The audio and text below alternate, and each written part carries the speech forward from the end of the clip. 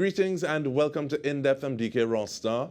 From 2019 to now, the Tobago Festivals Commission has worked with a vision of being internationally recognized as the mecca for festivals in the Caribbean region with year-round authentic Tobago cultural experiences. Now, Cultural Officer 2, Division of Tourism, Culture, Antiquities and Transportation, Jesse Taylor, he joins us now to discuss the Heritage Festival and the Symposium discussing the future of heritage.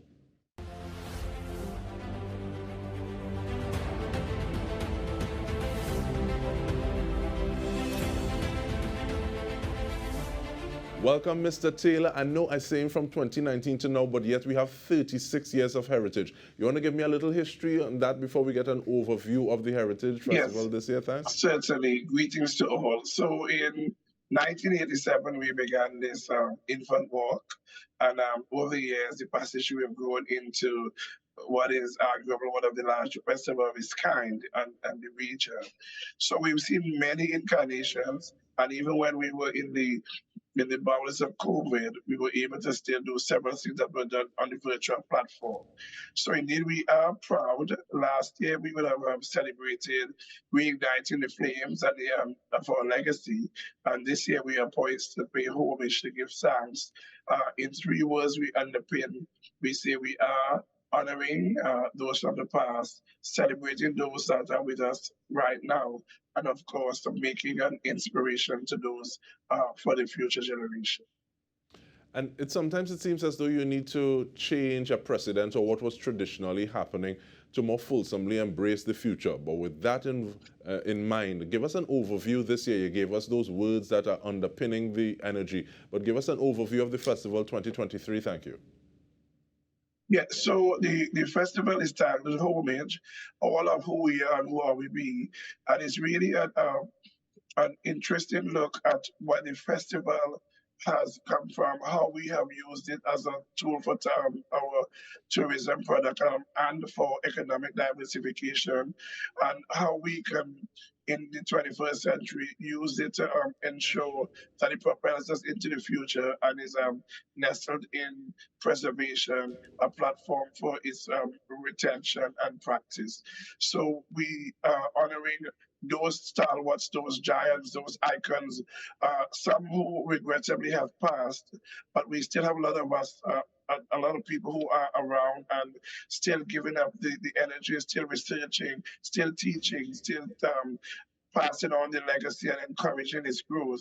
And so we are doing that with a view to sustaining the future by encouraging the youths, the toddlers, the children in the school through our various programs, training and evaluation things to ensure that there is, like we say, the preservation towards the future. And you had a call for submissions on papers, feedback on the 36 years of Tobago Heritage Festival and its future.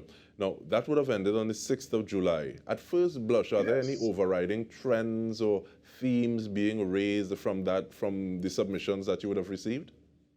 Yes, so we are actually preparing the document out of the things that we have received, and we have several people, presenters who are poised and ready when we kick off on Tuesday, the 11th of July from 9 a.m. in the morning at the Shore Park Complex.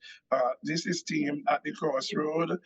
Tell me, where do we go from here? Because we are seeking the ways, like I said, how we do the digitalization, how we do monetization, how we platform the future so that it's an embracement for all in terms of how we use and maybe wrestle against other competing trends, and including, of course, technology. So we are set, and we have youth debates. We have a set of panelists in various spheres who are ready to go at it, and it promises to be something very exciting. So we're looking forward to having. Just listening to it, I'm excited as well. And with that, I want to lock in, focus a little bit more on the symposium, thanks. Because I think stepping back sometimes from a situation, it allows you to look at it a little differently. And precisely. I think sometimes when we hear culture, heritage, it seems as though there needs to be some sort of performance taking place. But from your position, though, looking at heritage at a crossroads, how important is the symposium to this year's activities and even the future? So, indeed, we have titled the breakout sessions Francomant because we are allowing everyone, for every nook and cranny, for the average person. This is an opportunity for the person who looks on, the person, the vendor, that service provider, the performer, that person who was a part of his growth, who saw it from its very beginning, and to do a critical assessment of what we have done and how well we have done it, or what are the things we need to change. It is important, and that's why it's called At the Crossroads, because it is really designed for us to take a direction, and hopefully these things would inspire us with some of those, and equip us rather with some of those things we need to go forward, so that we can chart a true course for its sustainability, and ensure that at the end of the day, this culture that we so love is also economic and so strong, so that it can help us ensure rather that we continue the vein as to, or may not know, Tobago's one of its main driver is tourism and culture and the arts. And on that note, we want to take a short break. We are speaking with Cultural Officer 2 at DOTCAT, Jesse Taylor. Stay with us. We are coming back with more.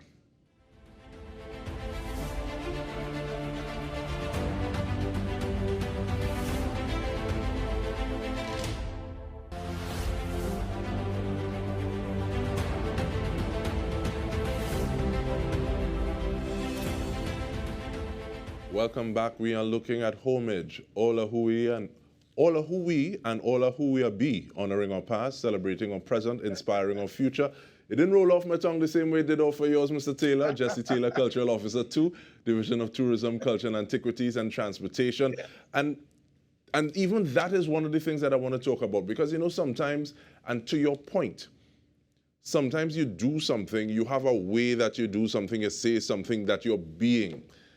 And there may be somebody else that you've never spoken with, but they're looking and seeing you making that same mistake, or there's some sort of slip up that they could help you with if you reach out to that person. Because sometimes people say, well, he asked me nothing, so I'm not going to give them any of this information. And some people say that's a very Afrocentric thing too. If you don't ask, you wouldn't get.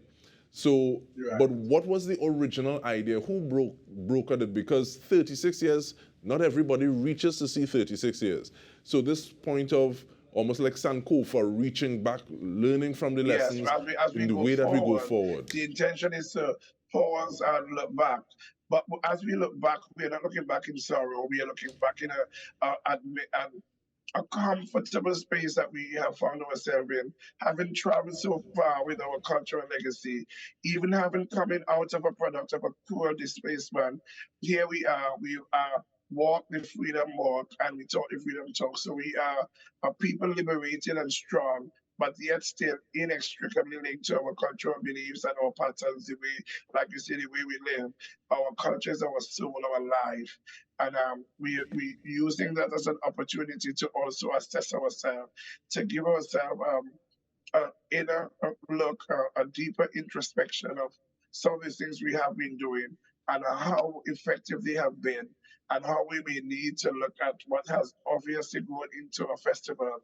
Because this festival started in 1987 and started with $1,000 out of the THE. It has grown into $1 million festival. And so, while it is in community cohesion and in development of entrepreneurs and seeing that innovators and other things, creative people and the creative ecology of that it thrives, we are looking at other ways that we can strengthen this, because it also falls and is in alignment with the mandate of the Division of Tourism. Now that we have Antiquities and Transportation. And looking at that point, sometimes that change, that evolution, means that there would be individuals who say, it's not so we do it, So in terms of being culturally confident, and you're standing up rooted within your culture, but at the same time realizing that culture is not a static thing, it's dynamic, it moves, it evolves, it breathes. So, but with that in mind, though, give us culturally relevant. Definitely, because looking back is one thing, but at the same time, according to I think it's Mohammed Mwakil from Freetown Collective. He said even standing still, you move forward in time. So, but Yes. give us some ideas or the itinerary, thank you, because we didn't talk about individual days in terms of like what's happening on the 14th, the 21st, the 22nd. So run us down the So calendar, on the please. 14th, we have, the Tobago women have always been a proud woman. They have always been homemakers and wife, but they have grown in terms of their ambition and how they are valued and how they contest their place on the world stage. And because of that, beauty, poise, elegance, talent, and grace, the way you are trained, they say train up the child the way it should grow. So we have what is now have been a staple on the calendar of events, the Miss Tobago Heritage Personality. And in this 2023 edition is very aligned with some of the things of homage and out of old, but there will be a recycling segment where the young ladies are challenged to use things from the environment, things that would normally end up in the landfill, things that will repurpose stuff, upcycling, things that were by local trust, and they're going to be asked to make a creative way out of that and to, of course, present it before a panel of judges and an audience alongside their talent on the 14th of July at the Shore Park Complex. And then once we've concluded that, we move to the 21st, which is the mega night. We call it the opening gala. And this year, there will be 2 crowns up for grab.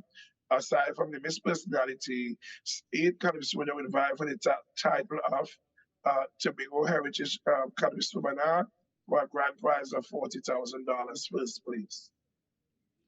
And of course, on the 22nd, we move to Plymouth, where there's the Juvie. So once you get out of the heritage and all the winnings and the glorious triumph that is expected to be for those who are so lucky or well prepared, we move right up to Charlemagne on the 24th for Natural Treasures Day.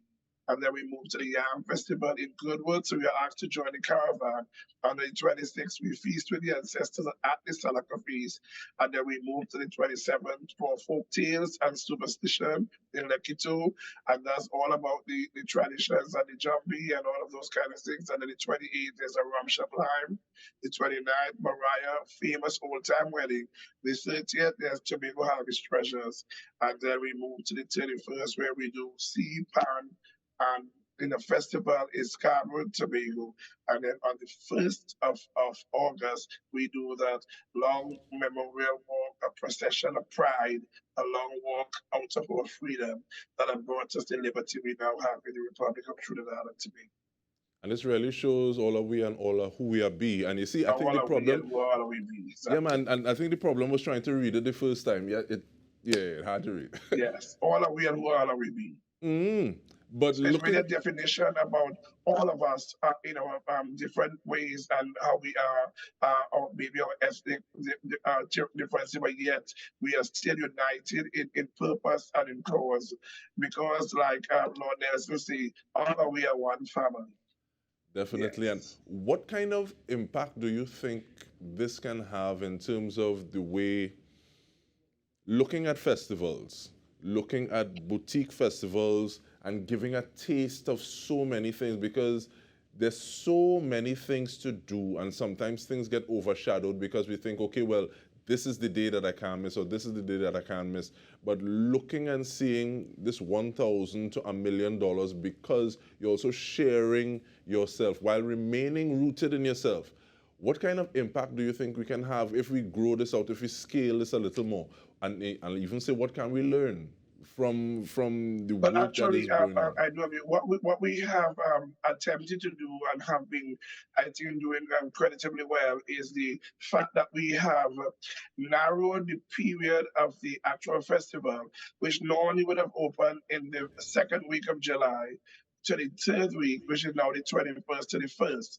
And we have expanded what we call the pre-heritage period with a number of events that we are calling the fringe elements of our heritage. So we would have already concluded some of those, and that were well and highly impacted upon our children's youth when we did what was called the Children's Junior Caravan once upon a time way back when, teaching the traditions, how to play blow the shell, how to play the tambourine, what is the fiddle, how the drums are played, what is some of our folklore, our Sokoya, our Laja Bless, our Dwens. So we have completed that cycle. We've also done a set of training in various areas that deals with some of the things that we would not have had in the calendar, and that's like the weekend bongo. Some of our national, native and nation ethnic dances in what we call Ready Set Go, which is an outreach community service series. So we have enhance in terms of making and is not enlarged in the true sense of in the festival period, but to be on any given week, day, or month is also considered a festival period. We have so many different things happening from the boat and crab race to Easter festivities right into our May festivities, into Heritage Best Village, and all these other occasions that's right into the end of the year. So that there's not a bottleneck of the heritage activities. And the thing about it is different villages. So there's always an opportunity for reenactment. And this is supported largely when we have the arrival of the cruise ship, which has been growing. And a lot of the tourists have been coming to the island of Tobago and being able to share on any Monday what would be a Tobago style Juve or carnival or a costume parade at the island of Tobago. So you missed one, but for sure you will get one. And Yeah. and looking at that and getting that energy from what you were saying, talking about propelling to the future, yet retaining core elements. In the 2 minutes that we have, hybrid events, virtual events, you're seeing impact people looking at events in Tobago from all over the globe. Is that something you're still looking at, how you can still retain while marrying the best of both worlds? Yeah, yes, certainly, certainly. One of the things that the penetration is not limited to the festival. A lot of these seeds that we sow will grow into beautiful trees that will bring us our cultural prosperity that we seek.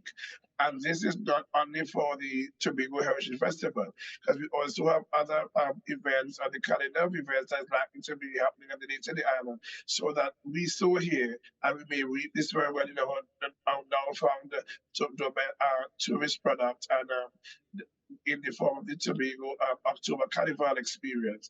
So yes, we hope to use this as a marketing tool. Of course, as we rebrand aspects of the heritage and certainly make way for the platform that's going to show the spectacle that is the Tobago Heritage Festival. It's a clarion call for all the world, Trinidad and Tobago, to you, to yourself, to know that Tobago is open wide and we are willing and happy to embrace the average traveler, those who look for an alternative way, those who look for an opportunity to really nestle and bask against a glorious piece of paradise. The place we call home, the place we love is that place we know called Tobago. And definitely she remains more beautiful, reminding you if you want more information, you can log on to, visit TobagoFestivalsCommission.com.